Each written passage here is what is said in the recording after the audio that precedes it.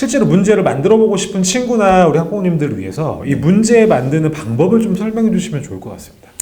문제를 만들어봐 이렇게 학생한테 시켜보면 네. 그냥 하는 학생도 있고 뭐 해야 되지 뭐 이런 학생도 분명히 있을 수 있어요. 맞아요. 전 뭐 해야지 학생이에요.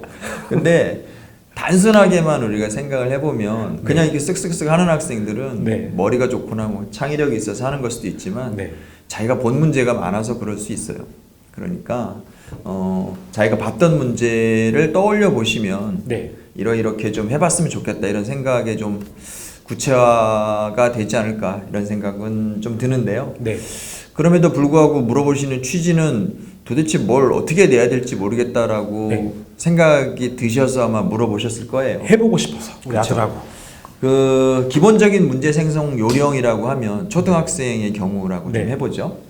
그러면은 이제 첫 번째로 쓰실 수 있는 방법은 조건을 추가하거나 혹은 생략하거나 이렇게 하실 수 있어요. 예를 들면 학생이 이제 뭐 100m 달리기를 했는데 몇 초가 걸렸다. 뭐 이런 얘기가 나왔을 때 네. 그게 이제 기본 재료라고 했으면 거기다 예를 들어서 제가 추가한다 그러면 중간에 갑자기 멈춰서 5초 동안 숨 고르기를 했다. 너무 힘들어서.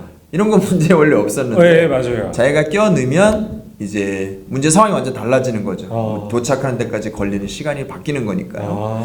이렇게 좀 넣어보기도 하고 빼는 것도 가능합니다. 조건을 넣고 빼봐라. 그렇죠. 혹은 넣기도 하고 빼보기도 하고. 그리고 그 너무 이제 막막하다고 생각이 들면 비슷한 문제들을 보고 비슷하게 따라하는 것도 어쨌든 방법은 됩니다. 네. 그럼에도 불구하고 어렵다고 생각하실 수는 있겠지만 첫 번째로 이제 드리고 싶은 요령은 조건을 추가하거나 혹은 이제 빼기를 해보거나 네. 이렇게 해볼 수 있고요. 네. 두 번째로 이제 시도해볼 수 있는 간단한 방법은 물어보기 형식을 바꾸는 거예요. 형식이요? 예를 들면 이제 객관식 문제를 주관식으로 바꾸는 거죠. 그러니까 1, 2, 3, 4, 5가 있는데 답 주면 되는 거 아니에요? 없애버리고 보기 없애버리고 이제 답이 뭐냐 이렇게 아예 묻는 거죠. 혹은 해당되는 조건의 답이 여러 개가 나올 수 있을 때 보기를 주고 이 안에다 답들을 써놓고 답이 될 수 있는 것들을 써놓고 답은 몇 개나 답의 이 문제에 해당이 되는 정답은 몇 개인가 뭐 이렇게 물어볼 수도 있는 거고요. 마지막에 물어보는 형식만 바꿔도 달라 보일 수 있어요. 서술형으로 바꾸는 것도 요 영역인가요? 서술형으로 바꾸는 것도 당연히 가능하죠. 형식이군요. 네. 서술형의 비밀을 알려드리면 네. 풀이 과정을 자기가 다 쓰도록 유도하게끔만 하면 그게 서술형입니다. 객관식, 주관식, 서술형 사실은 뭐 큰 차이도 없어요. 아니죠. 뭐 1 더하기 1이면은 네. 그 감 2개, 배 네. 하나가 있는데 이런 게 서술형 아닐까요?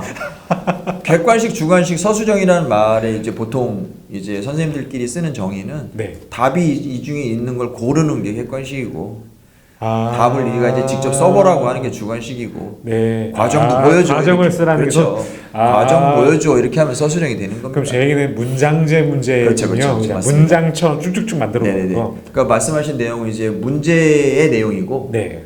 보통 우리가 이제 주관식이냐 객관식이냐 서술형이냐 하는 것은 학생 입장에서 답을 어떤 식으로 쓰게끔 요구를 하는가 네. 차이밖에 없습니다. 네.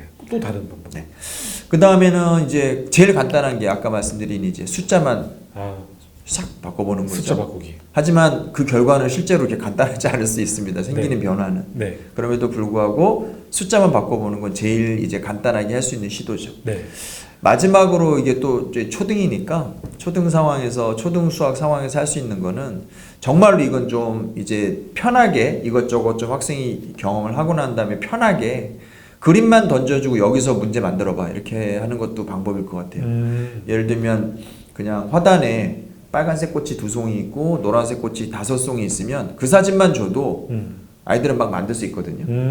얘랑 얘를 더한다든지 뺀다든지 아니면 거기다 이 노란 꽃 1송이는 얼마라든지 자기가 막 이렇게 끼워 넣을 수 있어요. 그래서 그런 식으로 오히려 자율성을 좀 더 맘대로 할 수 있는 여지를 좀 더 부여를 해주면 선생님의 기대를 훨씬 넘어서서 네. 자유롭게 좀 만들 수 있는 기회도 될 것 같습니다. 제가 이걸 저희 집에 가서 아들하고 해봐야 돼서 하실 수 있어요. 하실 수 있어요. 한번 정리해 보면 네. 문제가 있으면 네. 조건을 추가하거나 생략해 보기. 좋습니다. 두 번째가 형식을 바꿔보기. 네. 물어보는 질문의 형식만 바꾸고. 질문의 형식. 그렇죠. 세 번째는 숫자를 바꾸기. 그렇죠.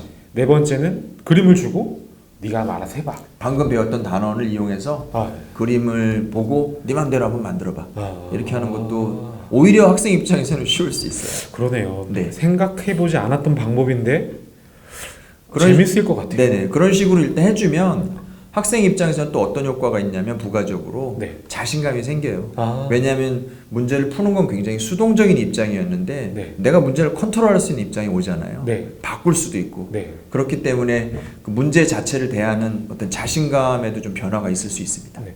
제가 이 주제를 들었을 때 되게 막역하다는 생각을 했었는데 네.